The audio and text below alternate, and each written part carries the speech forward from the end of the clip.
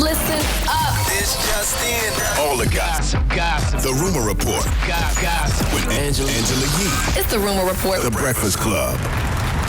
Well, Halle Berry is being sued by a former UFC fighter, Kat Zingano, and this is over a movie role, according to the lawsuit, which TMZ obtained.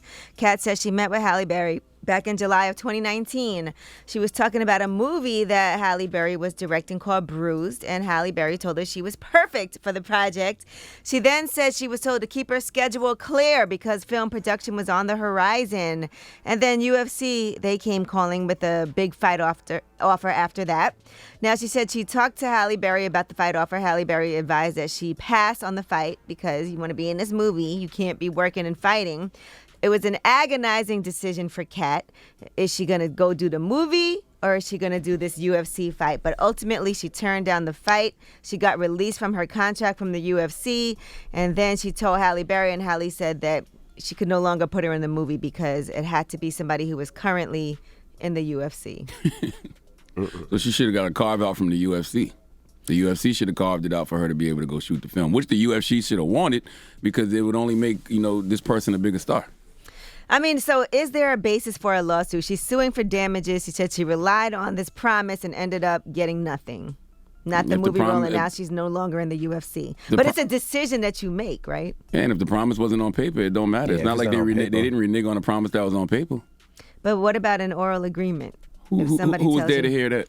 I don't know. Maybe she has text messages. Who knows? But I also you feel change like... your mind, though, right? Can't you change your mind? Yeah, and I also feel like you had a decision to make. You could have said... No, I'm going to fight in the UFC and see what happens here. And why would she be talking to Halle Berry directly about that movie? She said they met to talk about the movie, and she told her she was perfect for it. So maybe she was trying to cast it. They met each other because of it. But then... And not for nothing, if I'm in Hollywood, would I hire you again if this is what you do? What? Sue people for not doing movies or something didn't go your way? Listen, there's nothing wrong with suing people. Let's be clear. But I'm just saying, is there a basis for this lawsuit? Basis for the suit? I don't know. To be honest with you, I just don't know. Well, we'll see. All right, and Fox has released a trailer for a new TV show that they're doing. It premieres September 21st. It's called Our Kind of People. By the way, Morris Chestnut is in this, Yaya DaCosta. Lance Gross is in it as well, and Lee Daniels is executive producer. But it's basically based in Martha's Vineyard, and it's inside America's black upper class. It takes place in the aspirational community of Oak Bluffs, where the rich and powerful black elite have come to play for over 50 years. So that trailer is out now, and Tasha Smith actually directed the series premiere. Yeah, they asked me to be Morris's brother in the film. No, they didn't. That's a damn lie. I got a lot of other commitments. I saw Morris Chestnut join TikTok. Oh, I did. I'm about to post my video. Hey, shut up, man. I am. Yo, shut up, Morris man. says, stop. He's offended. All right, now let's discuss Versus. Who are some people you want to see in Versus? Well, it looks like DJ Paul is seemingly teasing a battle between 3-6 Mafia and Bone Thugs and Harmony. That'd be He hard. posted on social media, what are we discussing? And then he added Crazy Bones, Swizz, and Timbaland. That'd be hard. I heard that was supposed to happen last year, though. Didn't they do that? No, they didn't do it. But it was supposed to happen, but I don't know what came about. But that'd be hard. Bone Thugs and 3-6? Right. According to what happened before, they said it was set to take place, and then it didn't happen. Crazy Bone later said it was he backed down because of the temperature of what was going on in the world. That makes sense. Mm-hmm. Oh, yeah, because it was around last summer. It was about 30 minutes before they were supposed to go live. Oh, wow. And then it didn't happen. All right, now, Dreamville and TDE, could that be a versus? Would y'all like to see that one?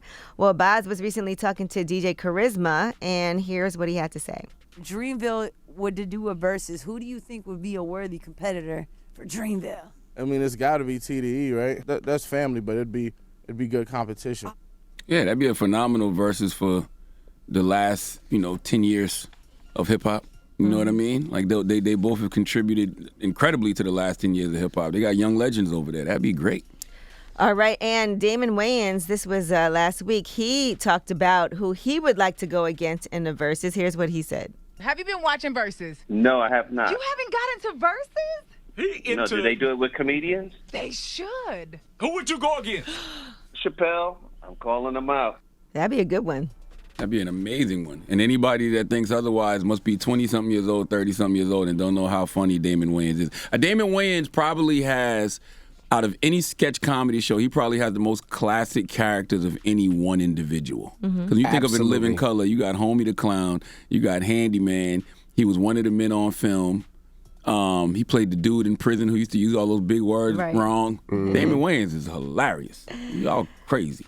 All right, now The Weeknd's Blinding Lights is now the longest charting Billboard Hot 100 song of all time. Did you know that? I did not. Yes, so previously he was tied with Imagine Dragons' Radioactive at 87 weeks, but now he is the longest ever, 88 weeks on the Billboard Hot 100. Congratulations to The Weeknd.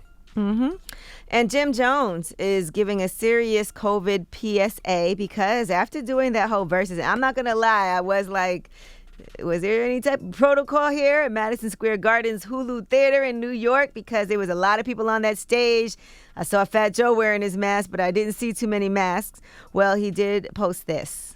COVID is real. You heard? I was running around here thinking I was Superman, and COVID knocked the socks off Superman. So I urge and encourage everybody, please continue to mask up. Please continue to hand sanitize, social distance as much as you can. I really felt it, and I don't want nobody to feel like how I felt. You know what I mean? I'm not in charge of the FDC or anything. I'm not here to tell you to go get your vaccination. I'm just here to tell you to take care of yourself, because it is very real. And I'm grateful that I'm back to getting healthy. I'll see y'all soon. I'm glad Jim is healthy. Yeah, he said he was contemplating whether or not he would post it, but he felt like it was important to talk about. What's the FDC, though? Is that kind of like the CDC mixed with the FDA? That's an actual organization? No, just... I didn't know. I was asking a question. I don't know. I think he meant the CDC. Oh, okay. Well, we understood what you meant. Yeah, we knew what he meant. All right, well, that is your rumor report. All right, we got front page news next. What are we talking about? Yes, and let's talk about these booster shots since we're talking about COVID being real. Are you going to take that, and will it be available for you? All right, we'll get to it next. It's The Breakfast Club. Good morning.